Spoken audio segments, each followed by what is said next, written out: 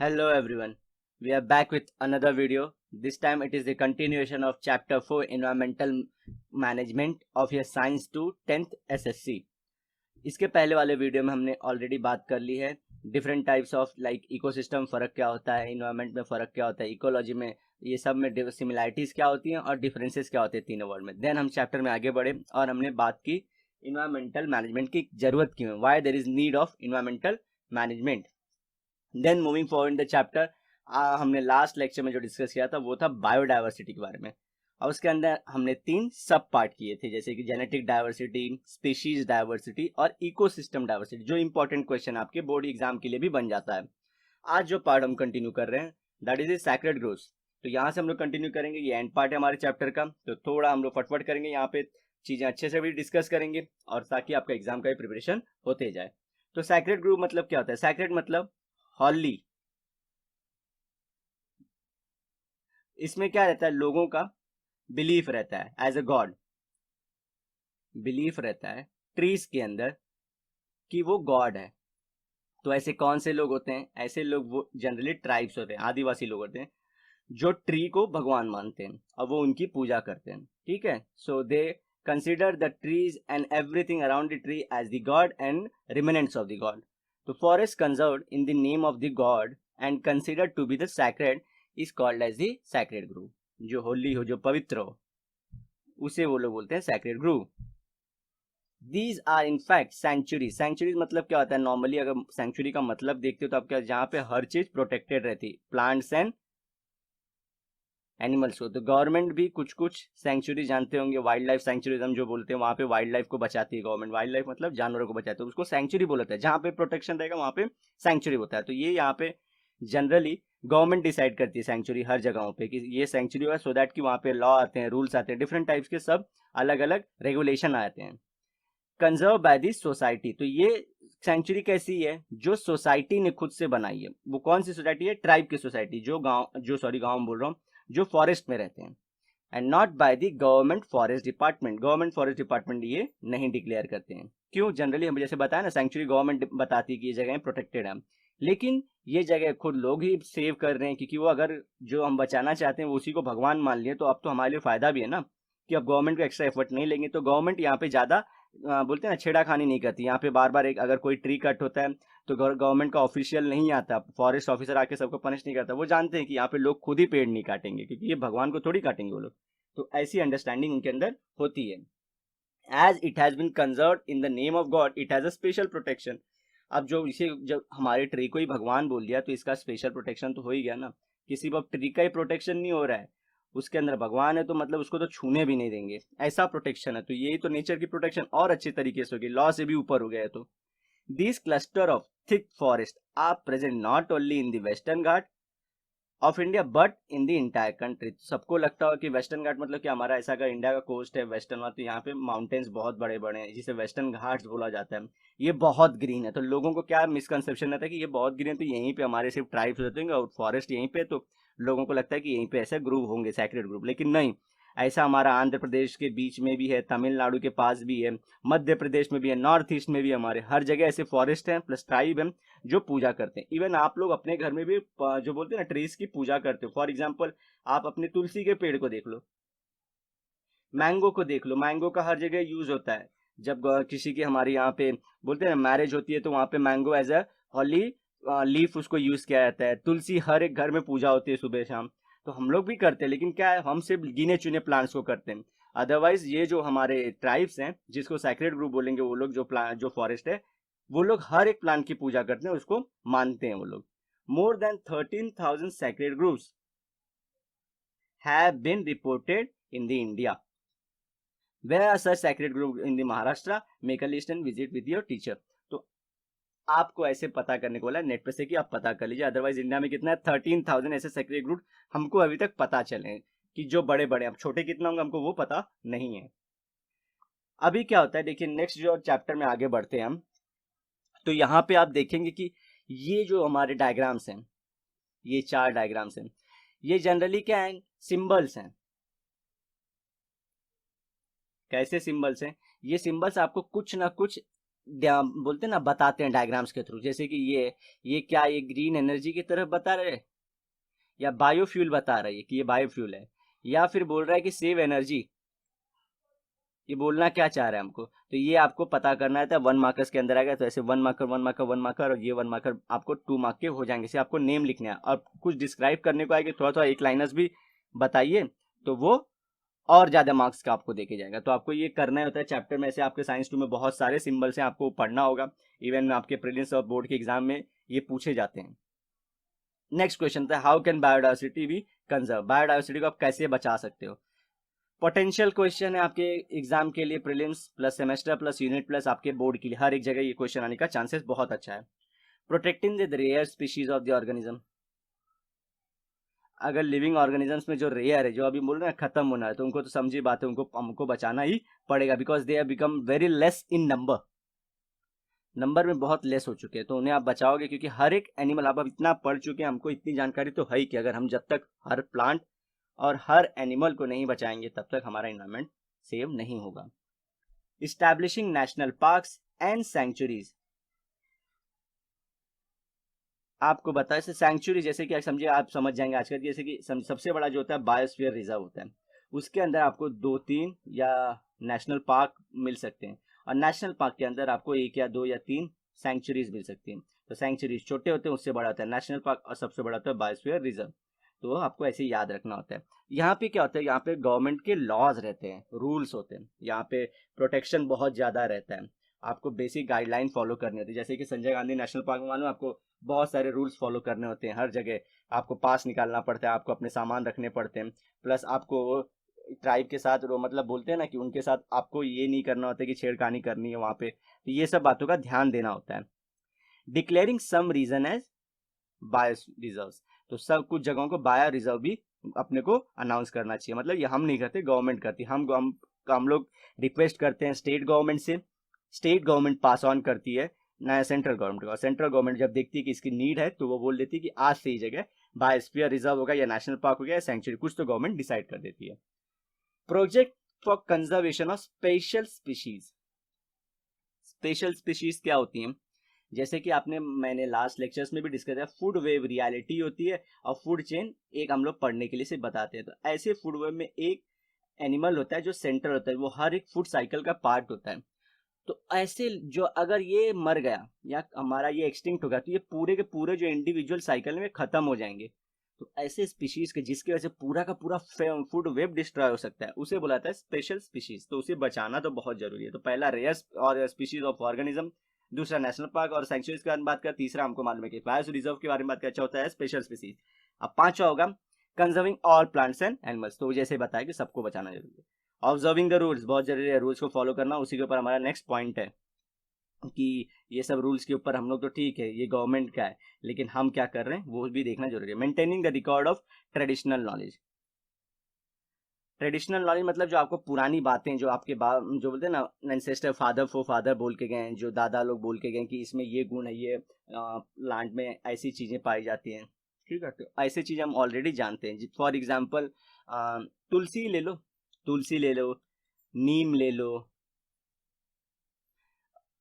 ऐसे plant plus खेजड़ी ले लो, aloe vera ले लो, इनके इनके ना हम लोग के यहाँ पे यूज बहुत पुराने जमाने से चालू है। और इससे क्या होता है, अगर हमको एक बार यूज बता देते हैं ना कि उसका हमारी लाइफ में यूज है, तो हम उसको प्रोटेक्ट करना शुरू कर देते हैं वो प्लांट को, क्योंकि बोलते हैं कि इससे ये फायदा होगा। जैसे तुलसी से हमको ब्लड प्योरिफिकेशन होता है, हमारा ब्रीदिंग सुधरती है हमारी, प्लस मॉस्किटोज दूर भागते हैं जहाँ पे भी तुलसी का अगर ये हमारा ट्री रहता है, तो बहुत सारे फायदे हैं तुलसी के। तो ट्रेडिशनल नॉलेज जुड़ने से क्या, लोग उससे अटैच होते हैं और उसे बचाने के लिए लग जाते हैं। तो आपको ट्रेडिशनल नॉलेज को जमा करना होगा ताकि लोगों तक आप पहुंच बना पाए। Till now we have studied the rules regulation about the environmental conservation and protection. The lesson, in the lesson हमने ये सब पढ़ा, but many people in the society are voluntarily coming, खुद से वो सामने आ रहे हैं और नेचर को प्रोटेक्ट करने की बात करते हैं। देखिए, तो many institutes at state level, national level and international level are involve in this work. State level पे मतलब हमारे, आप जैसे समझते हैं स्टेट, नेशनल, इंटरनेशनल, हर जगह कोई ना कोई काम कर रहा है। इंस्टीट्यूशन मतलब क्या, ये बॉडी है, लोग मिलके ऑर्गेनाइजेशन, जैसे आप देखते हैं ना एक पूरा सिस्टम है, मतलब एक्चुअली एक अकेला इंसान नहीं, पूरा सिस्टम है, पूरा एक इंस्टीट्यूट बोलते हैं उसको। तो ये हमारे इंडिया वाले हैं लेफ्ट हैंड साइड में, ये इंटरनेशनल है, इसमें बहुत इंपॉर्टेंट है। इंडिया वाले में हमको सीपीआर ध्यान रखना है। बॉम्बे नेचुरल हिस्ट्री सोसाइटी का नाम है। सीपीआर हर साल नेचर के ऊपर रिपोर्ट निकालता है, इन्वायरमेंटल कंडीशन के ऊपर, इंडिया के ऊपर रिपोर्ट, क्या पोल्यूशन, कौन से रिवर में एयर कितना हुआ है, एयर पोल्यूशन कितना हो रहा है, तो ये सब सीपीआर का रिपोर्ट निकालता है। चेन्नई में ये। गांधी पीस फाउंडेशन दिल्ली में है। देन चिपको सेंटर तेहरी गढ़वाल जो उत्तराखंड में, जिसको हम लोग इंडिया का यूके बोलते हैं। फिर ऐसे ही केरला साइंस व literature council, Indian agro industrial foundation Pune में, और Vikram Sarabhai community science centre, ये भी अहमदाबाद में। तो ये सब इंडियन है। जो मोस्ट इंपॉर्टेंट है ना, ये राइट हैंड साइड वाले, जैसे ये नहीं कि इंटरनेशनल इसलिए इंपॉर्टेंट है, इनके नाम बहुत इंपॉर्टेंट है। जैसे कि ये IUCN का ले लो, International Union for Conservation of Nature, ये क्या करता है, हर साल रिपोर्ट निकालता है कि कौन सी स्पीशीज कितनी डेंजर में है। जो बहुत डेंजर में तो उसको अलग कलर से दिखाता है, फिर बताता है कि जो लास्ट ईयर बहुत डेंजर में थे उनकी कंडीशन इंप्रूव हुई या और खराब होती चली गई। तो इस ऐसे रिपोर्ट निकाल के ये पूरी दुनिया को, पूरे हर एक कंट्री के लिए रिपोर्ट निकालता है। तो इंडिया के लिए भी ये निकालता है। तो इंडियन गवर्नमेंट इसके रिपोर्ट का वेट करती है, इंडियन गवर्नमेंट। ऐसे इंडियन गवर्नमेंट जनरली फॉरेन जो रहते हैं ये सब ऑर्गेनाइजेशन, उनका रिपोर्ट फॉलो ही नहीं करती। सिर्फ इंडिया गिने चुनों का फॉलो, जैसे WHO का हो गया, हमारा IUCN का हो गया, ऐसे गिने चुनों का सिर्फ फॉलो करती है। क्योंकि इंडिया को क्या रहता है, इंडिया को पता है कि ये लोग हम लोग को हमेशा बदनाम करने की कोशिश करेंगे, कि इंडिया का नाम कैसे भी खराब हो। तो इंडिया जल्दी वो लोग को एक्सेप्ट नहीं करती, क्योंकि वो लोग कई बार झूठ बात भी बोल देते हैं। लेकिन IUCN बहुत इंपॉर्टेंट है। जो इसका सेंटर है वो है ग्लैंड, स्विट्जरलैंड में। स्विट्जरलैंड जैसे आप जानते हो, जहाँ का चॉकलेट बहुत फेमस है। अभी inter governmental panel on climate change, ये क्या है, यहाँ पे एक ग्रुप ऑफ साइंटिस्ट हैं, पूरे वर्ल्ड के रिनाउंड साइंटिस्ट इसमें काम करते हैं। इसको नोबेल प्राइज भी मिल चुका है। सोचिए, इसलिए मैं बोल रहा हूँ कि इतनी बड़ी ऑर्गेनाइजेशन इसके अंदर आते हैं। ये UNFCC, UN का FCC, United nation framework conversation of climate change के लिए है। UNFCC की क्या है, ये लोग एक जो रिपोर्ट देनी होती है UNFCC को, ये ही बना के देते हैं IPCC। UN क्या होती है, UN जैसे जानते हैं यूनाइटेड नेशन, आपने लोअर स्टैंडर्ड पढ़ेंगे। जैसे कि हमारी इंडियन की जो सेंट्रल गवर्नमेंट वो इंडिया को कंट्रोल करती है, लेकिन पूरे वर्ल्ड में जो एक गवर्नमेंट है जो पूरे वर्ल्ड के लिए रूल बनाती है, वो है यूनाइटेड नेशन। सिंपल सी बात है। फिर अगला भी बहुत इंपॉर्टेंट है, UNEP, United Nation Environment Programme, ये important. World Wildlife Fund, ये बहुत सारे काम करती है। जैसे कि ये वर्ल्ड बैंक से पैसा लेके लोगों को देती भी है डेवलपमेंट के लिए, ताकि नेचर कंजर्व हो, नेचर के हिसाब से डेवलपमेंट।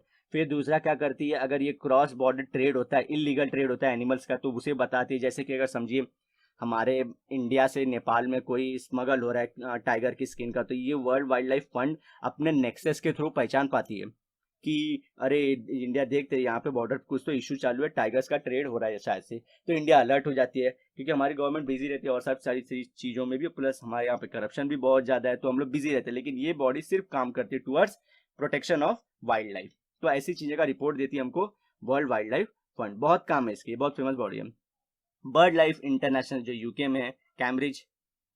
और ग्रीन क्लाइमेट फंड, जिसे क्लाइमेट चेंज बहुत हो रहा है ना, ग्लोबल वार्मिंग में, तो गरीब देशों को पैसा देने के लिए ये ग्रीन क्लाइमेट फंड का जो सेंटर है वो साउथ कोरिया में।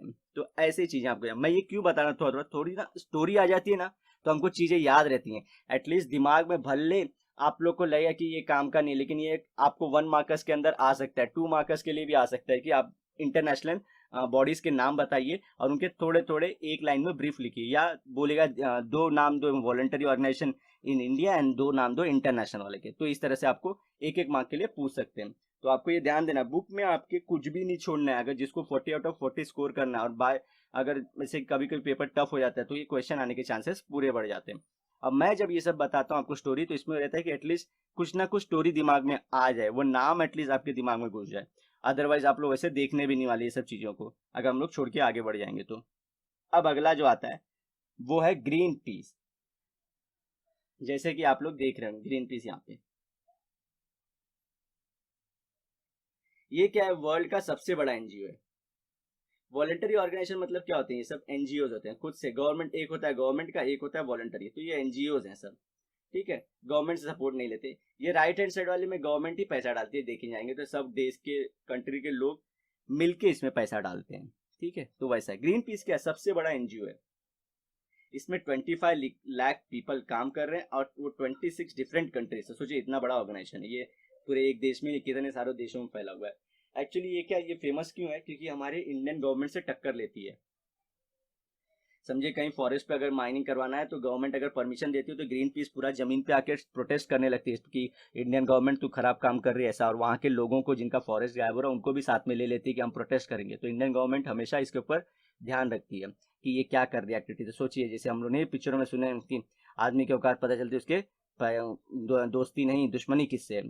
तो सोचिए ग्रीन पीस कितनी बड़ी फाउंडेशन होगी कि ये इंडियन गवर्नमेंट से पंगा ले रही है। तो इसलिए मैं इसका नाम बोल रहा हूँ कि ग्रीन पीस इसका नाम है। तो ये आप देखेंगे इसका अभी भी न्यूज में, अगर आप अभी भी न्यूज चैनल खोलेंगे आपको पिछले 1 महीने में कुछ ना कुछ इसके बारे में न्यूज पेपर में जरूर मिल जाएगा, ग्रीन पीस ने कुछ ना कुछ कर दिया होगा।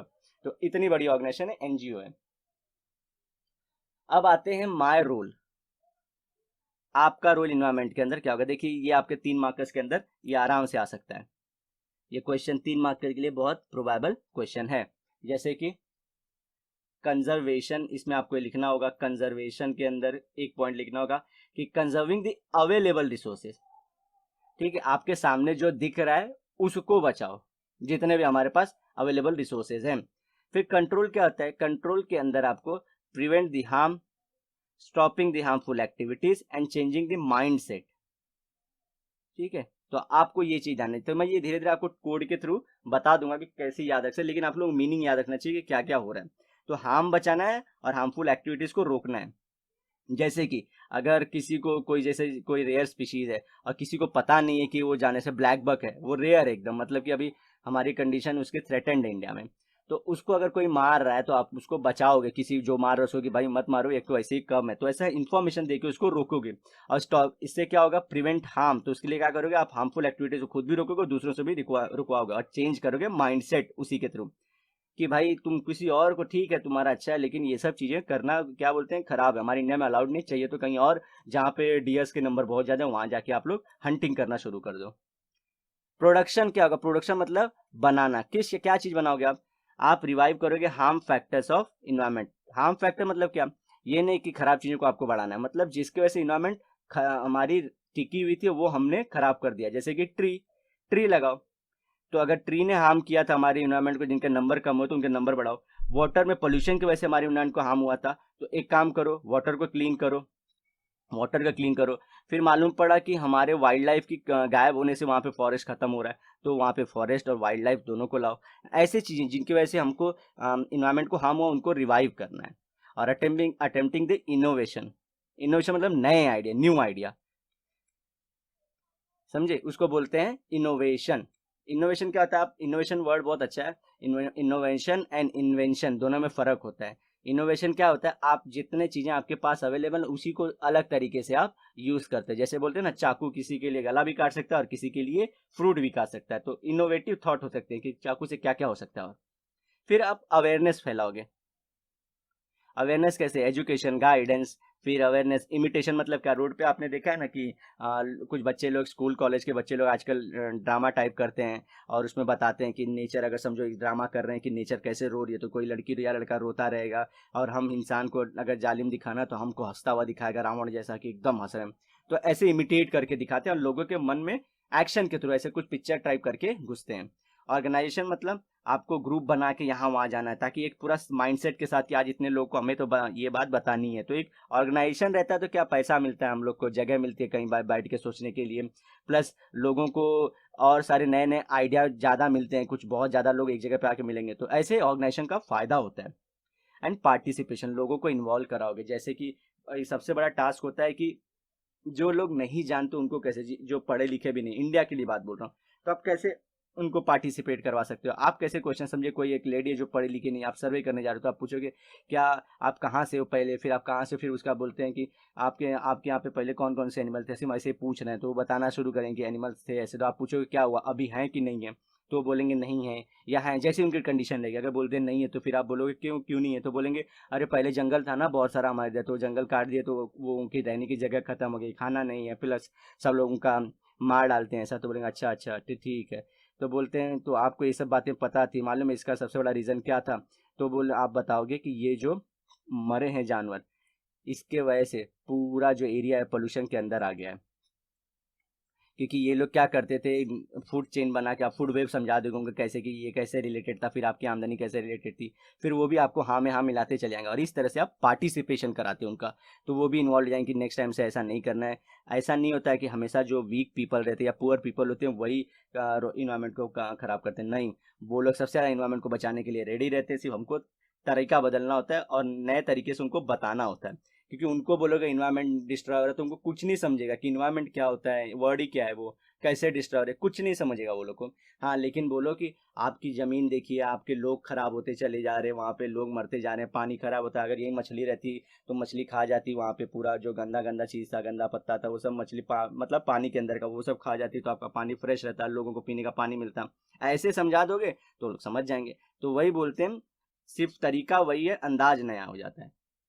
प्रिवेंशन में हम लोग देखेंगे, प्रिवेंटिंग द पॉसिबल हार्म्स, मतलब क्या, होने से पहले ही, कुछ होने से पहले ही हमको तैयारी करना है। डिजाइनिंग न्यू प्लान्स, उसके अंदर प्लान्स पहले से बना लो कि ये होने वाला है। और factors harmful to the environment, और आपको जो फैक्टर्स हैं उनको प्रिवेंट करना है। जैसे कि इन्वायरमेंट के लिए सबसे बड़ा ये क्या होता है, जो हार्मफुल फैक्टर जो हमारा pollution, noise pollution, air pollution, water pollution, तो इनके लिए इनको रोकने के पहले से तरीके खोजो।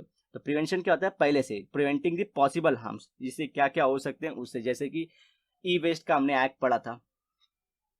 ई वेस्ट किससे रिलेटेड, ई वेस्ट मतलब इलेक्ट्रॉनिक वेस्ट बोलते हैं। इलेक्ट्रॉनिक वेस्ट मतलब जो आपका मोबाइल हुआ, प्लस आपका टीवी हुआ, रेफ्रिजरेटर, ये सब इलेक्ट्रॉनिक चीज़ें हैं जिसके अंदर से बहुत सारा मर्क्यूरी, कैडमियम, क्रोमियम, ऐसे बहुत सारे मेटल उसके अंदर इन्वॉल्व होते हैं, जो उसे खराब करने के लिए, क्या हमारी पूरे पूरे अर्थ को खराब करने के लिए पॉसिबल है। तो ऐसी चीज़ों को हमको बचाना होता है। तो लोगों में इसको क्या करना है, इन्वायरमेंट को ये हार्म कर सकता है, तो उसके लिए हमें कुछ ना कुछ पॉलिसी बनानी चाहिए। तो न्यू प्लान्स लाएंगे उसके लिए, ठीक है। तो ऐसे हमें प्रिवेंट करना है हर चीज को।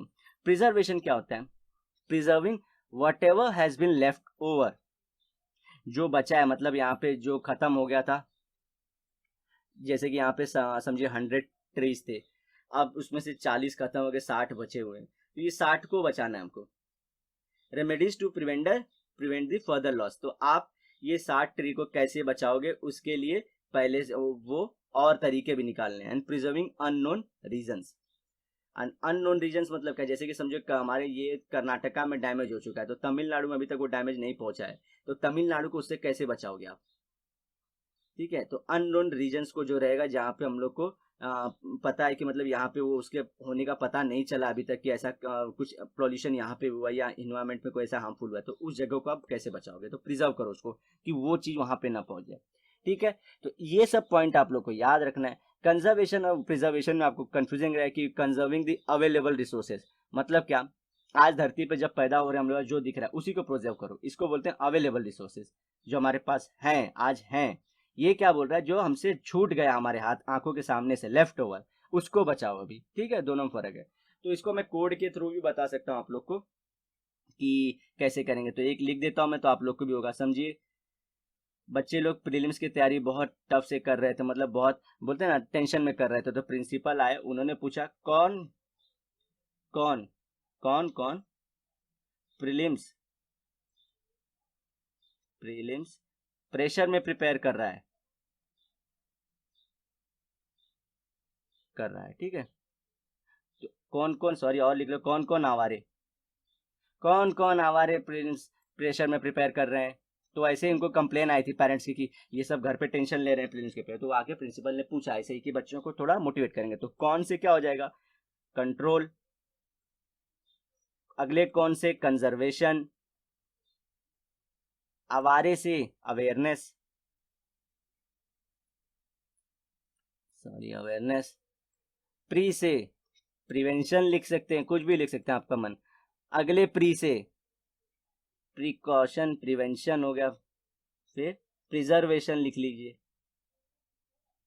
और अगले पी आर से प्रोडक्शन लिख लीजिए, बस खत्म।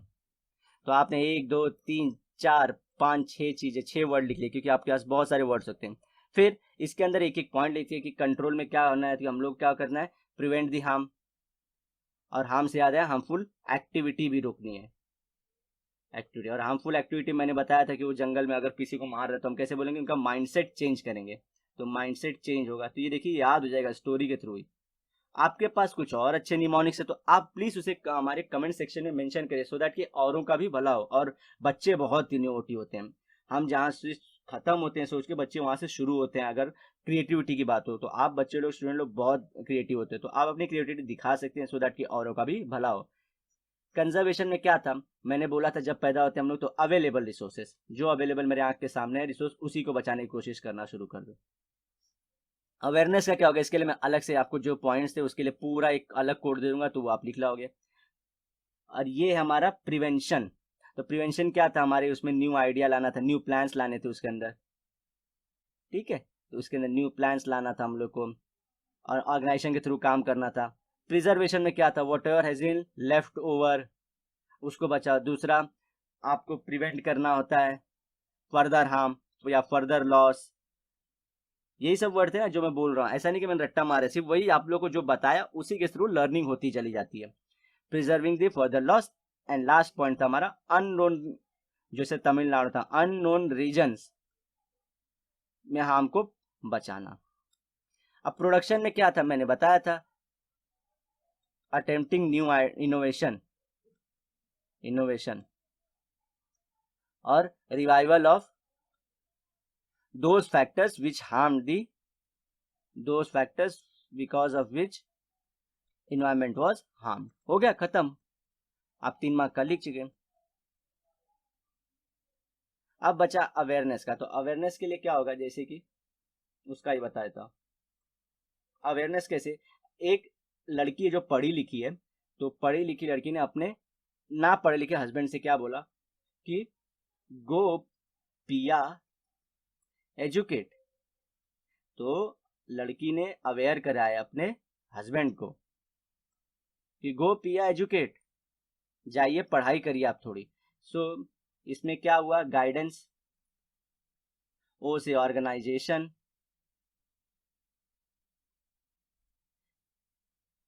फिर आई से हमारा इमिटेशन था, मतलब सड़कों पे हमारे जो यहाँ पे रोड रास्तों पे जो ड्रामा करते हैं। अवेयरनेस, एजुकेट से एजुकेशन, और यहाँ पे पी से हमारा क्या था वो देख लेते हैं। प्रिपेयरनेस या प्रिवेंशन क्या था, पार्टिसिपेशन, लोगों को इन्वॉल्व करिए, जो घर में क्वेश्चन पूछना था, पार्टिसिपेशन।